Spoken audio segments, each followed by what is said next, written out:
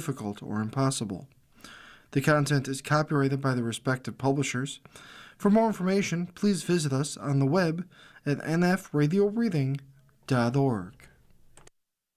Hello, this is Laura, and for the next hour, I'll be reading from the February 8th issue of the New York Times Style section on the Niagara Frontier Radio Reading Service. Book clubs get swept away by Wuthering Heights. To prepare for Emerald Fennell's film adaptation, a new generation of readers is seeking out Emily Bronte's Gothic novel and the unhinged gossip it contains. By Callie Holterman. If Wuthering Heights is a romance, it is the kind with more seething than swooning.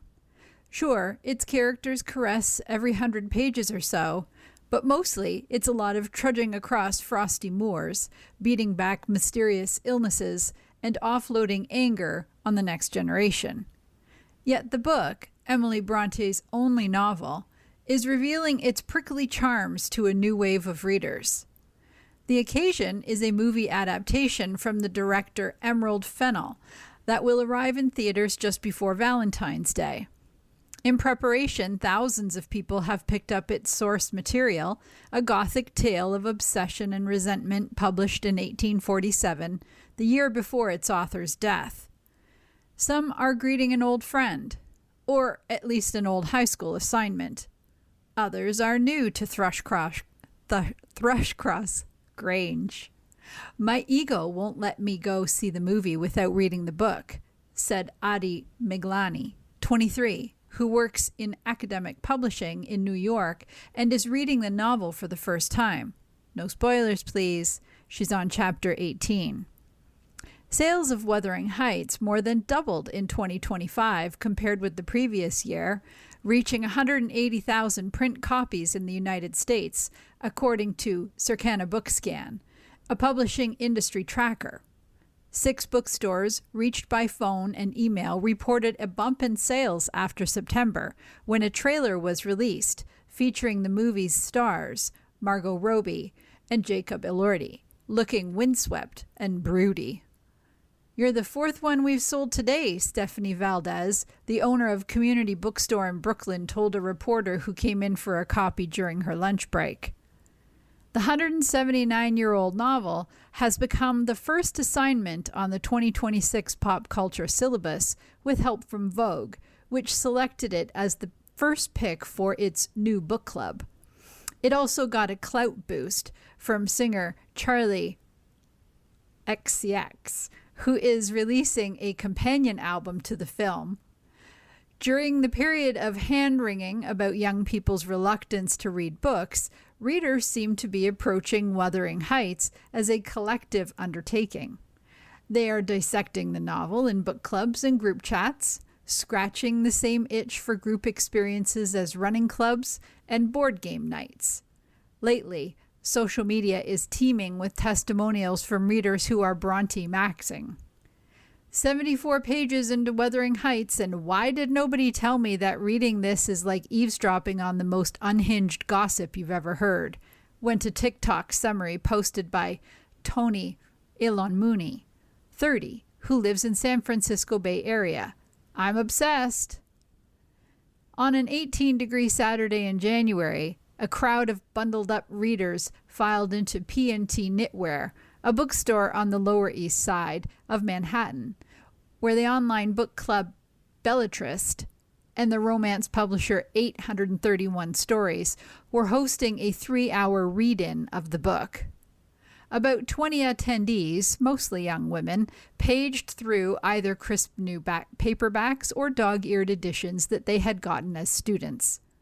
One marked passages with a lime green highlighter, while another kept her place with a bookmark decorated with pictures of the actor Pedro Pascal. Emma Keithley, who was curled up on a red cushion with her Penguin Classics edition, remembered slogging through the novel as a teenager and finding it darker than she expected. As part of a high school icebreaker, she had been asked what book she would bring with her to a deserted island. I was like, Wuthering Heights, to try and sound smart. said Miss Keithley, 27, a wholesale manager who lives in Brooklyn. She cringed. It still keeps me up at night that I told someone that's my deserted island book. Her roommate, Fatima Calderon, a 27-year-old graphic designer, asked if it would still be her choice.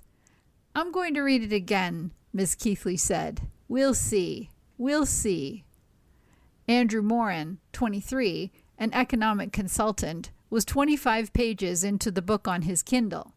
He said he had been working through 19th century novels by Henry James and Jane Austen as part of a bid to claw back his attention span in a world of snappy short-form video content. When another reader mentioned her curiosity about Miss Fennell's take on the story, he laughed. I didn't know there was a movie, he said. Film adaptations of Wuthering Heights tend to compress its multi-generational tale into a more straightforward two-person love story, said Deborah Denenholtz-Mortz, an English professor at College of William and Mary. Bronte scholars are already in a lather about erotic excess in the trailer for Ms. Fennell's version, she said. It includes gasping, licking, and the suggestive kneading of dough. I can't tell you all the graduate students who have written to me saying, Professor Morse, have you seen this adaptation? It's going to wreck Wuthering Heights, she said. The movie's steamy rollout seems intended to appeal to readers of contemporary romance, a category that has exploded in popularity in recent years. When Fernanda Castro read Wuthering Heights this month for her romance book club, she was not exactly swept off her feet by its central duo, Catherine and Heathcliff. Reading it as a 28-year-old, I realized how toxic their relationship is, said Miss Castro, a consultant in Austin, Texas, who first read the book as a teenager. She was also struck by its depiction of class and race. She said she was skeptical about the new movie, which drew backlash last year with the casting of Mr. Elordi, a white actor, as Heathcliff, a character described as dark-skinned in the novel. Without the racism that Heathcliff experiences, there is no book. That is the central conflict and driver to the plot, in my opinion, she said. Even so, she added, I already have tickets. Professor Morse is also no fan of Mr. Elordi's casting. That's a problem because it elides an entire strand of the novel, she said. But despite some doubts about the new movie, she said she supported anything that drew new readers to the most poetic of the Bronte sisters' novels. Wuthering Heights, she said, is a novel of struggle, and part of the struggle is to see what that's romantic can actually survive. At the bookstore in Manhattan, several readers said they hardly cared if the film was a triumph. Mostly they were happy that it had brought them back to the experience of reading in a group, without any threat of grades or papers. Nobody assigns you classics in adult life, said Molly Doyle Young, 30, who works in product marketing. Nearby, another guest wondered what to read after Wuthering Heights. Several heads snapped in her direction. Jane Eyre, one person said. Jane Eyre is good. You should read Jane Eyre. Usha Vance's pregnancy becomes a talking point. The announcement that the second family is expecting a fourth child has turned Miss Vance into a symbol of success for proponents of conservative family values. By Alicia Haradasani Gupta. When Vice President J.D. Vance and his wife Usha announced last week that they were expecting their fourth child, a boy, later this year, they joined a rarefied club. Ms. Vance is the first sitting second lady in recent U.S. history to announce a pregnancy while her husband is in office. The last time that happened was in 1870, when Vice President Colfax's wife, Ellen, gave birth to a boy. By venturing into this fairly rare territory, the vice president's growing family has become a potent national symbol of conservative family values, one that casts the second lady as the ideal mother and wife, and yet one that looks vastly different from the average American family. Usha and the baby are doing well, the Vances said in a joint statement posted on social media, and we are all looking forward to welcoming him in late July. In a post congratulating the couple, the official White House social media account framed the announcement as a reflection of the most pro-family administration in history. The pregnancy, in other words, is already being held up as an emblem of the pro-natalist movement that, against a backdrop of declining fertility rates, has become a policy priority of the Trump administration. Some on Instagram call the baby a miracle and a blessing.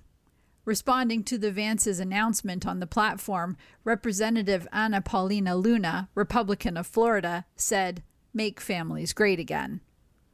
Last year, Mr. Vance said in a speech at the annual March for Life that he wanted more babies in the United States of America. This year, he is walking the walk, said Malcolm Collins, a pro-natalist activist who has worked with the White House on policy proposals to bolster the birth rate. That, he added, is an encouraging sign of the vice president's commitment to the issue. The Vances were married in 2014 and both wanted children. It was the size of their family that was open to negotiation, Ms. Vance, 40, said last summer in a podcast interview with Meghan McCain. Ms. Vance, the eldest of two daughters of Indian immigrants, initially thought that she would want only 2 children and was more or less done growing her family after their 3rd child. She was particularly enjoying being past the baby phase, she said. Mr. Vance, though, had been pondering another child, she confided. Is that possibility still open? Ms. McCain prodded. I mean, never say never, Ms. Vance said.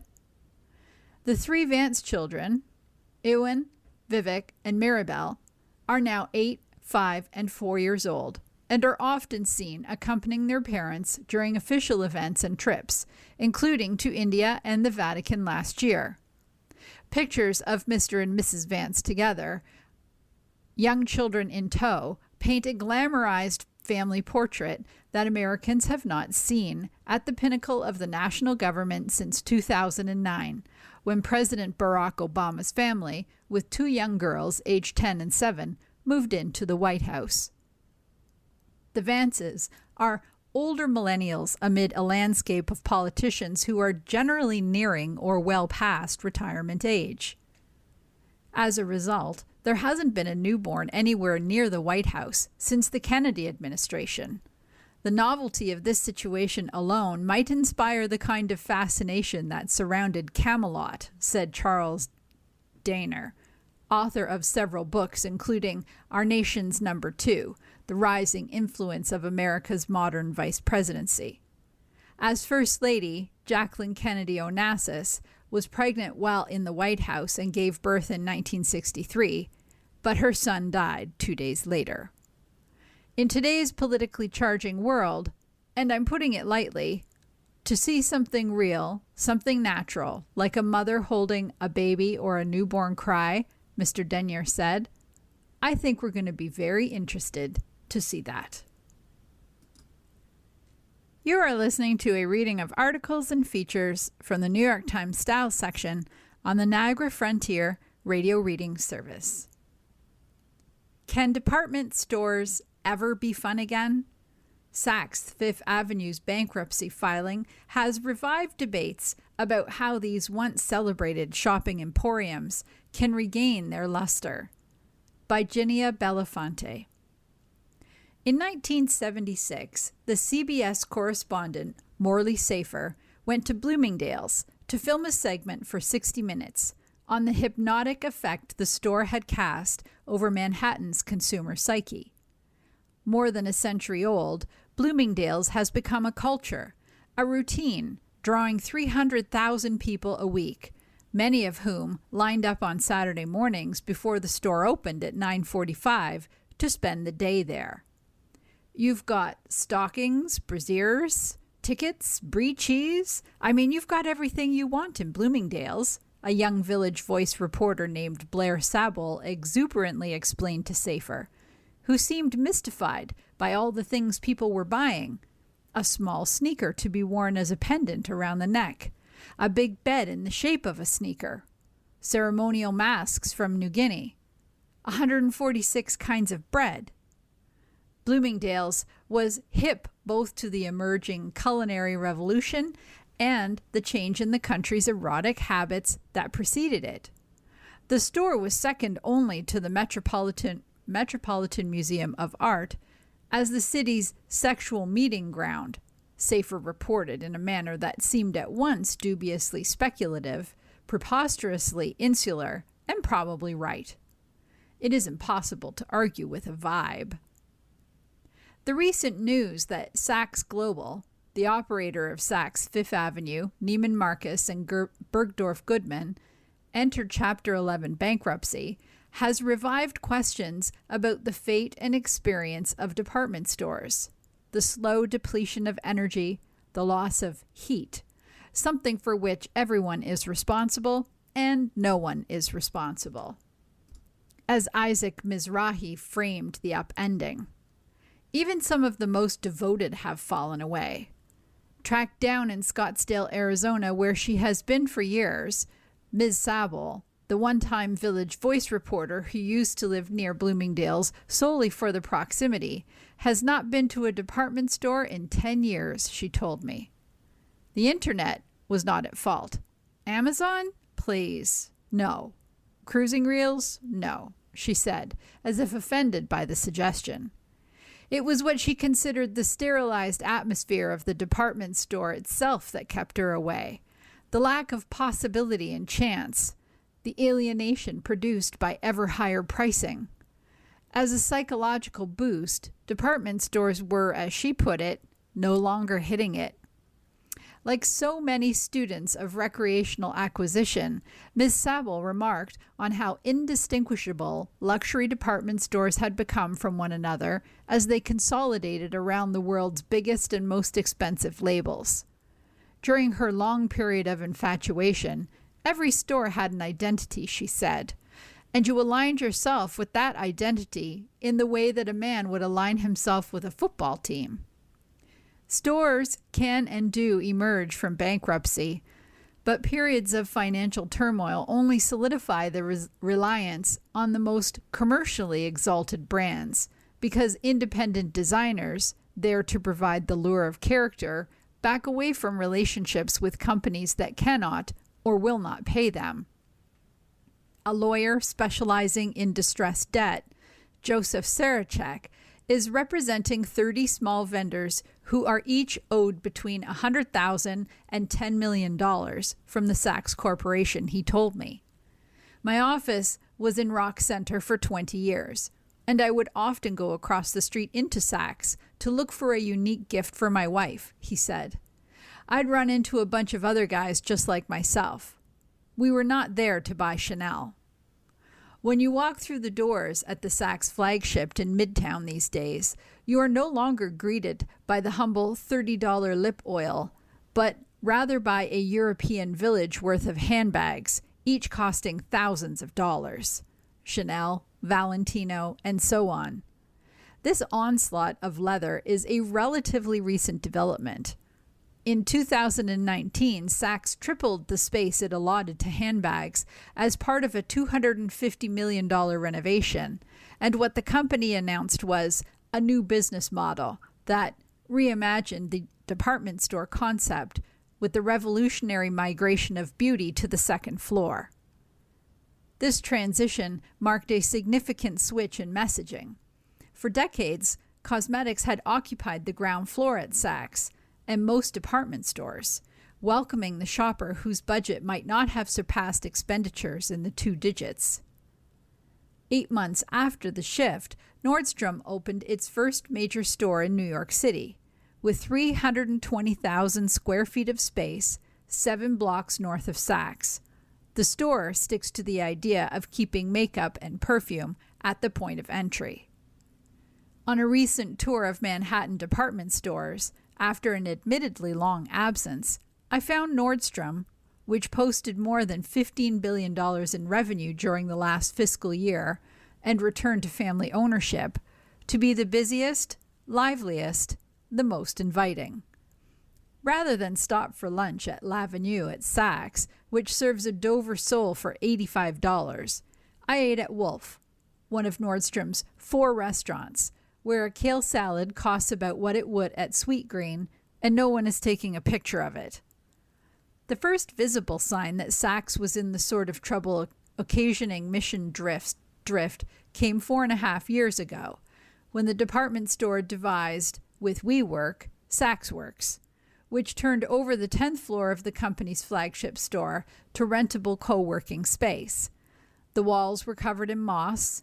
The scent of pepperwood was pumped into the air. The venture lasted under 2 years.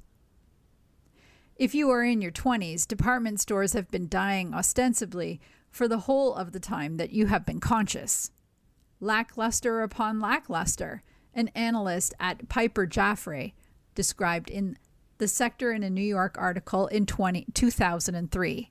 7 years before Instagram ignited our scrolling addictions, 16 years before the closure of Henri Bendel, 17 before the end of Lord & Taylor and Barney's. The decline might be tracked further back, sometime around 1989, when B. Altman shut down on Fifth Avenue. By then, Bloomingdale's had been abandoned as an urbane meeting ground in romantic comedy, see Manhattan, replaced by The Sharper Image, see When Harry Met Sally. Retail buying had already begun to lose its allure as a profession for ambitious young women with great taste, bringing its own reverberations, as Marvin S. Traub, who led Bloomingdale's in the 1970s and 80s, argued toward the ends of his life. Between 1972 and 1990, the percentage of women completing MBA programs multiplied by a factor of 8. A talented Wellesley graduate who might have once gone to Bloomingdale's to work as a buyer for women's wear, as J.D. Salinger's sister Doris had been in the 1960s, now had the option to go work as a retail analyst at J.P. Morgan. If the outsized success of Bloomingdale's during the Traub era was attributed to the store's embrace of the modern, he and his merchants had also gone deep into the past. The notion of selling everything to everyone, the notion that Amazon adopted, was rooted in the emergence of the department store in the late 19th century. In the 1880s, a store of this kind might have had 15 small departments. By 1925, it would have had 125. In addition to clothes and furniture, Siegel Cooper on 6th Avenue, for example, sold cameras and pet monkeys. Wanamaker's in Philadelphia was thought to have the best bookstore in the country. The founder, John Wanamaker, made his store a center of the city's social life, the ultimate third place, 130 years or so before the term was coined. In 1909, he bought the organ that had been built for the Louisiana Purchase Exposition of the 1904 St. Louis World's Fair. When the organ made its debut at Wanamaker's in 1911, President William Howard Taft was among the 40,000 who showed up. Concerts and other spectacles became a regular feature of department stores around the country. Printemps, New York, which opened in the financial district last year, seems to be towing closest to this line, with a wine shop and 5 places to eat and drink, one of which brings in a singer every Monday night to sing French songs. The store occupies the old Irving Trust building, where the intricate red mosaics designed by the artist Hildreth Mier in the 1930s for what was then the bank's lobby remain and seem to draw people on their own. Entering Printemps from Broadway, you see a coffee bar as you would in many bookstores.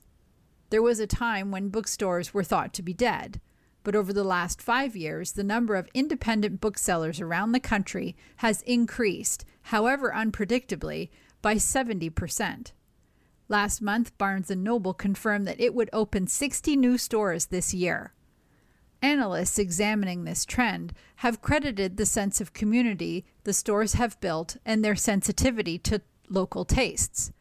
Those tastes often belonging to an affluent, knowledgeable class, happy to spend $30 on the latest Ian McEwan novel, unable to spend $2,500 on a tiny Chloe satchel.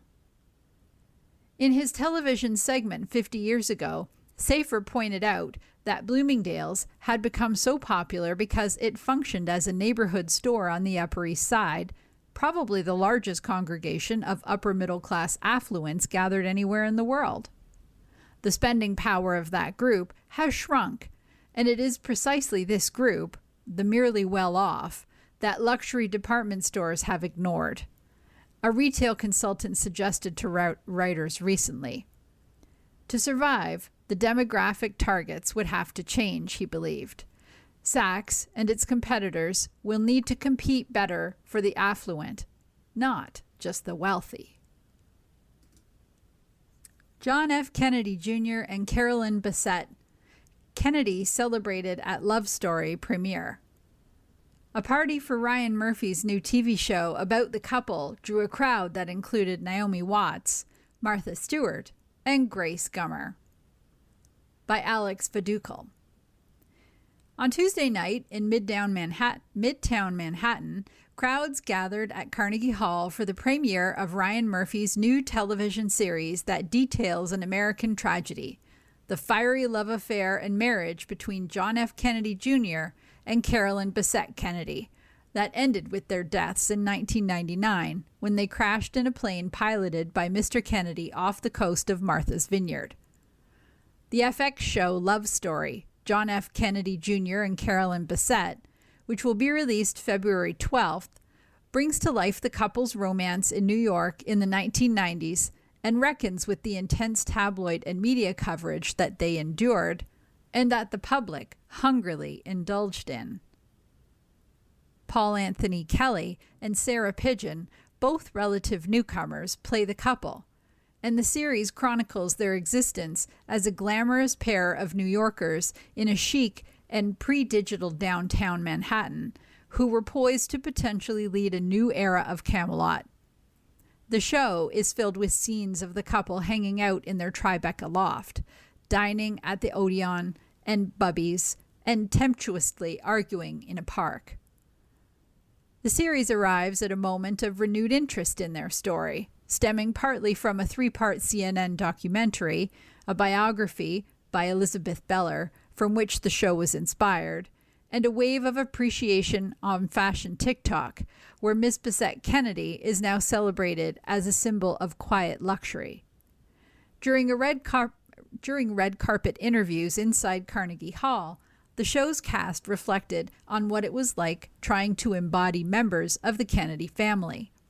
Naomi Watts, who plays Jacqueline Kennedy Onassis, said it felt weighty to act out a chapter of the former First Lady's life during which she was burdened with illness and concerned about her son's future. She wanted to impart her wisdom to him, Miss Watts said. She had experienced extreme tragedy in many ways. She was a hurt person and had been broken down by that point. But she was trying to say to him, "You've got this."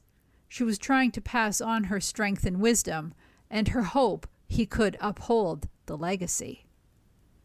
Mr. Kelly, a one-time Brooks Brothers model, said he immersed himself in character study. There's an audiobook of John Jr. narrating his father's book, Profiles in Courage, he said, and I'd listened to it on Spotify all day long, just restarting it over and over again. Miss Pidgeon, who embraces Miss Bessette Kennedy's cosmopolitan yet understated all-American style in the role, with a wardrobe of crisp white shirts, jeans, and loafers, considered their lives. Their story is unfinished, and I think that's a big reason why people continue to be so invested in and protective of them, and still hold them dear, she said. Just before the lights went dark in a small theater for a screening of the first episode, Mr. Murphy took the stage in a crimson red suit to deliver a roll call of thanks to his cast, crew, and fellow producers. The episode evokes 1990s Manhattan as a character unto itself, depicting Mr. Kennedy biking past the Twin Towers, donning his cap, and Miss Bessette Kennedy as she starts climbing the corporate ladder at Calvin Klein. Fans waited outside Carnegie Hall to shuttle the audience to a glitzy after-party at the Pool restaurant in the Seagram building. As a DJ began spinning hits by Seal and Depeche Mode, guests lounged with martinis at tables splashed with prop copies of George, the glossy politics and pop culture magazine that Mr. Kennedy started. Mingling in the room were cultural figures like the musician Mark Ronson, the chef Alison Roman, and the journalist Patrick Radden Keefe. But there was also a showing of the city's younger creative set, like the critic Natasha Stagg and the beauty consultant Alexis Page. Hanging out by a little table were Annie Hamilton, the actress and screenwriter, and the Byline magazine editor Goots Gutterman. Because we don't have access to what they were thinking, it becomes the same reason people love the Mona Lisa, Ms. Gutterman said of the couple. You just get to project all these ideas of what could have been said, or who did what, and it becomes a vessel for the public's imagination. Ms. Hamilton, who was raised in Lower Manhattan in the 1990s, mused that Mr. Kennedy had probably once biked past her as a girl on the streets of Tribeca. "The dream is to die young but live forever, right?" she said. So there's something dangling and tempting about their story, because we know they're preserved that way. But then you remind yourself that no one actually wants to die so tragically and so young. You're listening to a reading of articles and features from the New York Times Style section on the Niagara Frontier Radio Reading Service. Unzipped, unplugged, and still unfiltered, darling. As he celebrates his 10th year at Café Carlyle and his quippy turn in Marty Supreme, we catch up with Isaac Mizrahi. By Jessica Iredale. On a morning in January, Isaac Mizrahi was sitting in his 12th Street studio complaining about how much he hates his birthday. "There's no redeeming feature about a birthday anymore," said Mr. Mizrahi, 64, a Liberia born in mid-October. A Libra, not Liberia. I apologize. A Libra born in mid-October. "Same with anniversaries. You're celebrating the passage of time," he continued. "What a stupid thing to celebrate." It was 3 weeks before the opening of Mr. Mizrahi's annual cabaret residence at Café Carlyle, a behind-closed-doors supper club-like room in the ritzy Carlyle Hotel on the Upper East Side, where Eartha Kitt, Woody Allen, and Bobby Short have famously performed. Mr. Mizrahi has been a regular for a decade, performing a mix of covers from the American Songbook, Billie Eilish, and Reggie Lucas, and original patter and chatter with Ben Waltzer's 6-piece jazz band. By early January, most of the show was yet unwritten. Mr. Mizrahi didn't seem particularly vexed. A title had been chosen, AI, Artificial Isaac. "There's no AI in the show," he said. "That's one of the ironies, right? It's literally me standing on stage. A loose premise was afoot. Birthdays, anniversaries, who needs them?" For a moment, it seemed as if Mr. Mizrahi would tie these bits together. Then a digression. "The great thing, and I say this on stage often, it's a funny show." "Let me put it this way," he said, pausing for the punchline. "No one ever came to New York to be happy. No one ever came to Mr. Mizrahi for limp, linear conversation. They want his grand proclamations and blurted bon mots delivered with arc comp, and sanded down Brooklyn accent and ample use of the word darling. Wool, darling. Wool is God, okay? Somebody's got to bring back wool." He's planning on wearing a set of tails by David August on stage, with the band in tuxedos. All wool, of course. Every year, Café Carlyle closes for the month of January, and Mr. Mizrahi's show reopens the season. It always sells out, according to Marlene Poinder, the hotel managing director. "They're locals who come to the cafe," she said. "He makes it very relevant to New Yorkers." Mr. Mizrahi still gets monumental stage fright. Liza Minnelli's advice to him? Picture yourself eating mint chocolate chip ice cream in bed after the show. Beta blockers, he has considered. Benzos, for the most part, are off the table. They slow the synapses, and closing the loop on his punchlines was a problem. Listen, I do a whole thing in my act about the doctor going, "It's fun, dementia," he said, because what I used to do all the time on stage, I'd say, "Hey, why didn't they laugh?" And someone would say, "Because you didn't make the joke. You left it dangling, and you took us somewhere else." Mr. Mizrahi will forever be known as a fashion designer. He grew up in Midwood, Brooklyn, and after early jobs at Calvin Klein and Perry Ellis, he designed a small collection sold at Bergdorf Goodman. The leap to fashion stardom came in 1987, when he staged his first runway show in a rented loft on Green Street in Soho. It started out with muted grays and neutrals. Then, like in The Wizard of Oz, the music and lighting changed, and out came Linda Evangelista in a shock of electric orange and magenta. "It was probably the second or third happiest year of my life," he said in an interview when the Jewish Museum staged an exhibition of his work in 2016. Mr. Mizrahi's design career is as careening as his conversation, full of fearless twists and turns. Chanel backed his business in 1992, then backed out 6 years later. He found great success in mass market lines, pioneering the art of high-low design at Target, Liz Claiborne, and QVC. Excel Brands acquired his licensing business in 2011 for a reported $31.5 million, then sold it in 2022 to WHP Global in a deal valued at $68 million. Mr. Mizrahi remains Chief Design Officer. He had a talk show on Style Network, was a judge on Project Runway All-Stars, published I Am, a memoir, and had a podcast, Hello Isaac, with iHeartMedia. Yet Mr. Mizrahi's most enduring vehicle remains Unzipped. The 1995 documentary, directed by Douglas Keeve, chronicled the glamour, excitement, silliness, and neurosis of Mr. Mizrahi's creative process in the lead-up to his fall 1994 collection. At the height of 1990s supermodel fashion, Naomi Campbell, Cindy Crawford, Linda Evangelista, Kate Moss, and Polly Mellon float in and out of frame. Just as Mr. Mizrahi's first runway show did, the film facilitates between black and white and full-color film for the catwalk moments. The film achieved the rare feat of tenderly mocking fashion's absurdities while giving it its due. It spotlighted Mr. Mizrahi as magnetic on-camera figures with a singular gift for gab. "It's about women not wanting to look like cows, I guess," he said, describing fur pants.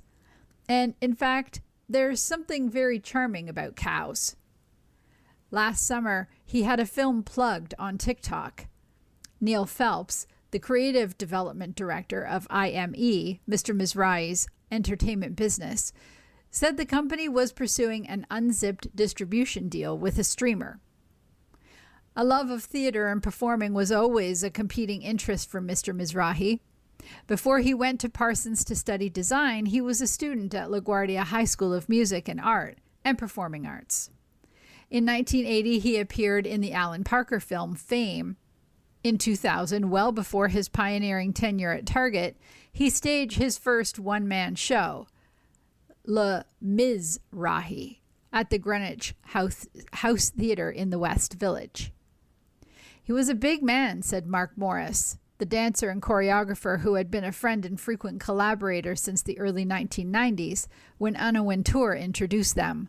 "Like a lot of homosexual men, he knows a lot about Broadway and a lot of American Songbook and a lot of Judy Garland.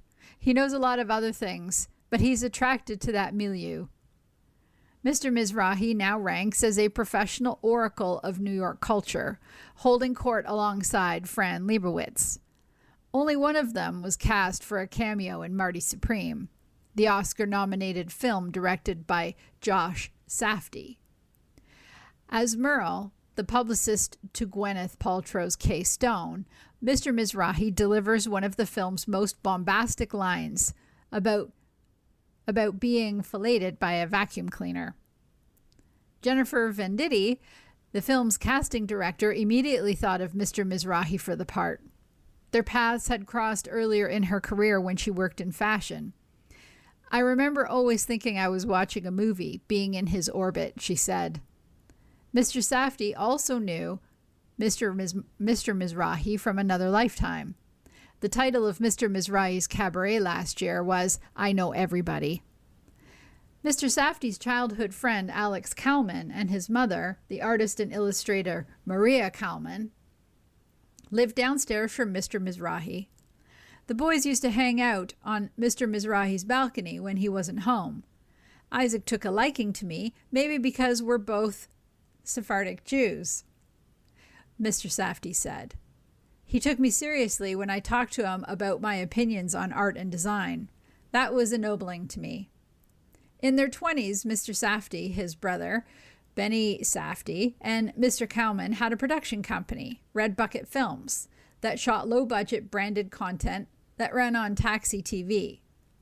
During Mr. Mizrahi's Liz Claiborne era in 2009, he hired Mr. Safdie and Mr. Kalman to write and direct a series of shorts starring the photographer Arthur Algott, Mr. Mizrahi, and the model Coco Rocha. They created this whole hilarious episode about this lost dog, Mr. Mizrahi said. Cut to Marty Supreme, which also features a lost dog plotline. Isaac enters the film at a moment when you need an explosive character, Mr. Safdie said. Mr. Mizrahi has plenty of film and TV credits. A few Woody Allen films, Sex and the City, Ugly Betty, Gossip Girl, The Big C. I'm always playing myself in every damn thing, he said. That's why I love Merle. It's like a character. Entertainment is Mr. Mizrahi's focus, but he still follows the fashion industry. He likes Mathieu Blazy's channel. It doesn't look as draggy. Michael Ryder at Celine. He's great. Loved. Jack McCullough at Lazaro Hernandez at Low. It was such a surprise for me because it was great, he said. I love that it doesn't look how it was looking. Those big constructions. It was like you were wearing a couch instead of a dress. Mr. Mizrahi still lives upstairs from Ms. Kalman, in the same building he has been in since 1992. He has watched the West Village girls come and neighborhood institutions like Elephant and Castle go. It got to him when S.F. Vanni, the Italian bookstore that opened in 1940, closed a few years ago. No one had ever gone in or out, Mr. Mizrahi said. It was literally just a storefront on 12th Street with one copy of Il Gattopardo that was completely ruined by the sun. When it shuttered, Mr. Mizrahi remembered thinking, embellishing with an expletive, I hate this city. The gallery, Dim Shtanat, opened in its place. Then it was like, oh, it's a gallery, Mr. Mizrahi said. Then it's a really good gallery. So I'm really happy. I swear to God, I'll cross the street to see what they have in that gallery. Behold, a New Yorker's version of a happy ending. Social Cues by Philip Glaines. Should I reach out to a young person who ghosted my elderly mother? A reader waves getting involved in her 88-year-old mother's withered friendship with a younger woman who abruptly stopped making plans with her 3 years ago. My 88-year-old mother has a beloved younger friend, but my father told me recently that the friend ghosted her 3 years ago. She made several plans with my mother, canceled them at the last minute, and then disappeared entirely. Recently, this friend was honored by a local club, and my mother had planned to attend the event. But in the end, she felt too frail to go, so she wrote a note to her friend to apologize for her absence. Before I knew about this friendship drama, I had planned to reach out to the friend to encourage her to see my mother more frequently. But now I wonder if that's a good idea or if there's anything to be gained by it. Advice? Daughter. I understand feeling protective of our parents as they age. I was probably too vigilant myself. But it's important that, in our concern, we don't infantilize people simply because they're older. You don't mention cognitive decline in your mother. And she does have 8 decades of experience with friendships after all. So be careful not to assume that she's incompetent or insert yourself unnecessarily just because she's older. Friendships are voluntary. This younger person is free to engage with your mother as she chooses, and she certainly has no duty to see her on your timetable. Now, you and I may disagree with the way she distanced herself from the friendship, but there's no point in trying to nudge her or shame her back into it. That's not how friendship works. We also don't know what challenges this younger person may be facing in her life. So I would talk to your mother about this situation, not her friend. She may welcome the chance to vent or to grieve her loss. Often we can't fix problems for others in the ways we wish we could, but that doesn't mean we can't be helpful. Here, there's little point in contacting a person who withdrew from your mother, but don't overlook this opportunity to let your mother share her feelings about the experience. Brag about what counts. My brother and I, we're in our 60s, have a close relationship, even though we live on opposite coasts. But lately in our phone conversations, he keeps talking about how much money his kids earn. I think this may come from insecurity. I've done very well financially. My brother hasn't, but it's now become his main topic of conversation. Should I let this go or mention that he talks about money a lot? I don't measure our lives this way. Sibling. I think it's terrific to flag issues before they become full-fledged problems. If your instinct is right and your brother feels insecure about his financial position, it probably won't help to tell him that he talks about money too much. That might make him only more self-conscious. Instead, compliment him on the ways that he has impressed you over the years. As a husband and father, for instance, as a friend, or in some other way. That's a more generous approach to refocusing on your shared values. For help with your awkward situation, send a question to socialq@nytimes.com. Modern love. Seeking a man who doesn't throw tantrums. I had set my bar for relationships so low that any man who didn't yell easily cleared it. By Denise Mills. At 32, I didn't believe in love. I was only on the dating app for window shopping. Alone in the evening, I would spend the last 5 minutes before bed scrolling through online profile pictures, amused by the men wearing dog collars, the men without shirts, the men with their tongues hanging out. Most disturbing were the men who did not correct their spelling errors and used acronyms. Only my 13-year-old son would have been able to decipher. It was tough searching for a partner when love was not something I fully believed in. I loved my son, of course, and every member of my immediate family, except my tyrannical father, whose moods we tiptoed around growing up. But when it came to romantic relationships, I had never experienced that ooey-gooey feeling romantics everywhere seemed to feel. They called it love. I called it stupidity. Also, where was mine? I was about to deactivate my account when I came across Richard. He wasn't too muscular, too posy, or too naked. He wore an effortless smile, and his tongue was well placed inside his mouth. His bio said, "Please don't send a wink. Let's have a conversation." A reasonable request, but it did put the onus on me. For religion, he described himself as agnostic. I decided to start the conversation there. "Hi, Richard," I wrote. "I'm always interested in people's spiritual beliefs. What does agnostic mean to you?" Over the years, I've found it can mean I'm not interested or I'm curious, open to possibilities. His polite reply indicated the latter. While Richard lived in Sydney, a nearly 4-hour drive from my home in the Australian countryside, we had a lot in common. We bonded over our dehumanizing jobs, and he was amused by my regular updates on Craig, a middle manager hired to disrupt employees from their work by telling them to work harder. Richard and I shared a similar taste in music, reveling in the dizzying psychedelic rock of Mr. Bungle and the post-grunge riffs of Audioslave. After covering work and music, we would shift into silliness. On one of our 3-hour phone calls, we discussed the personality traits of numbers. "Number 5 is an absolute jerk," he said. "Yes," I said.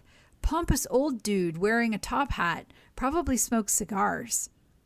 Having such a pleasant dynamic with a member of the opposite sex was new for me. Kindness and playfulness were not qualities I had witnessed growing up.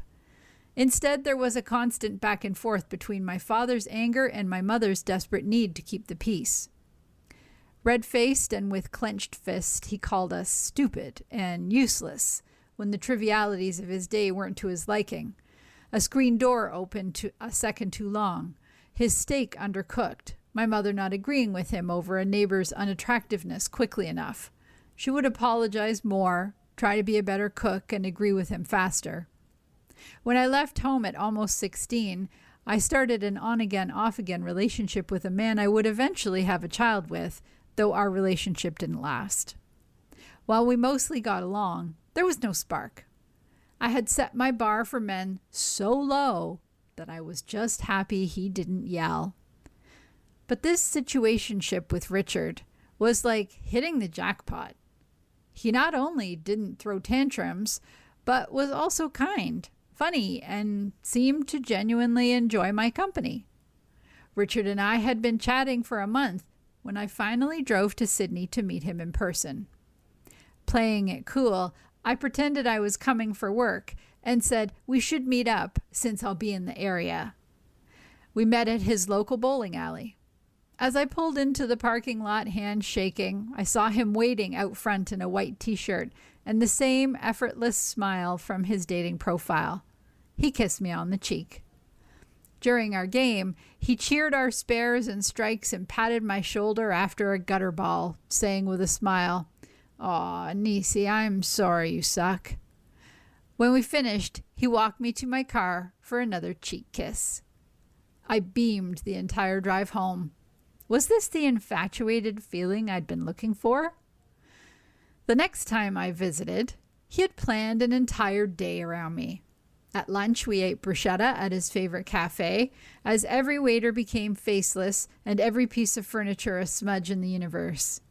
He smiled when I lifted my leg onto the side of his chair to show him my new boots and rubbed my knee with fondness.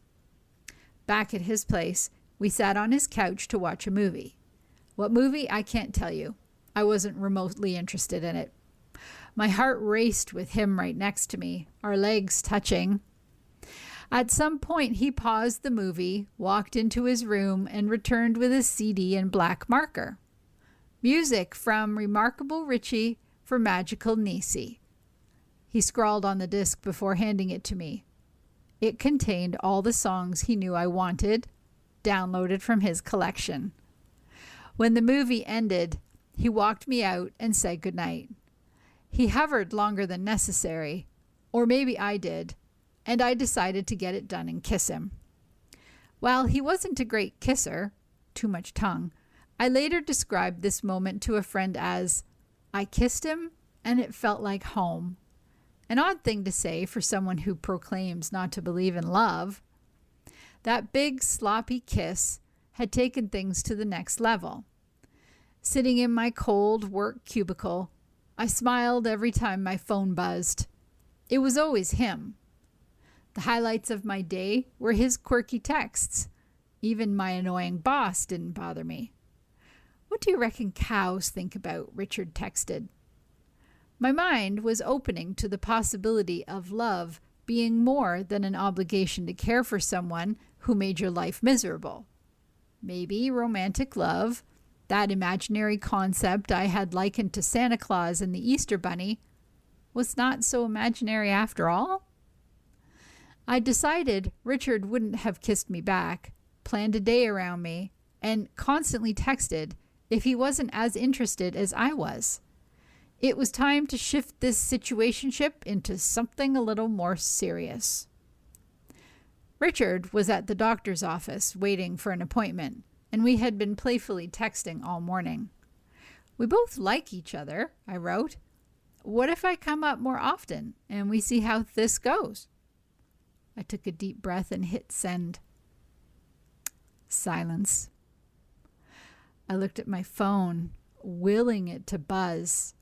He normally replied quickly, within minutes. Perhaps the doctor had called him in? Unfortunate timing, but it was the only explanation. I felt certain my anxiety would soon be soothed by an enthusiastic reply. That would be great, he'd say. Maybe I could come to you sometimes too. A few agonizing hours later, he finally replied. He explained that, yes, he did like me, but he did not want anything that resembled a relationship. He hadn't thought we were heading that way. I spent the next few days in bed, crying and sleeping and crying, a seemingly endless stream of tears. I rolled out of bed and explained to my son the abridged version of the tale behind my puffy face. He sounds like a jerk, he said.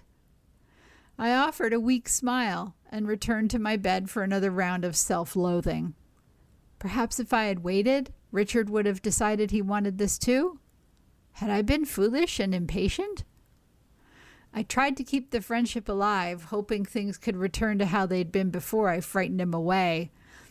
But it was never the same. He took longer to reply, hours instead of minutes. His texts were polite, careful, and brief. No banter about bosses, music, cows, or numbers. He was gone. At the time, friends said that Richard led me on, and maybe that was true. Or maybe he just viewed the world differently. I'm not sure it matters. My brief infatuation helped me to reset my reality. Well, not yelling doesn't equate to love. Neither do some quirky texts and a shared playlist. When Richard came into my life, I thought he had pole vaulted over the bar I'd set for romantic relationships. But I didn't realize that my bar hovered at floor level based on what I'd seen from my parents. Over the next few years, I would learn that love grows from knowing and respecting someone, far beyond superficial similarities and the bare minimum kindnesses I had received so gratefully from Richard. And that ooey-gooey bliss, when I can get a splash of it, that's just a bonus. You've been listening to a reading of articles and features from the February 8th issue of the New York Times Style section. Your reader has been Laura. Thank you for listening.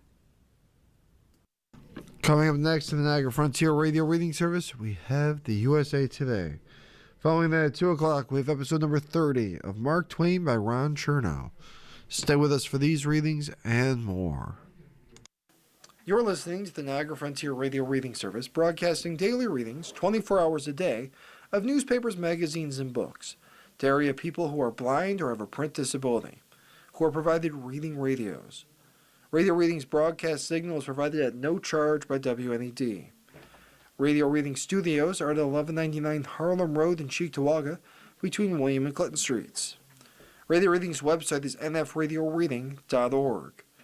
For more information on the Niagara Frontier Radio Reading Service, call us at 716-821-5555.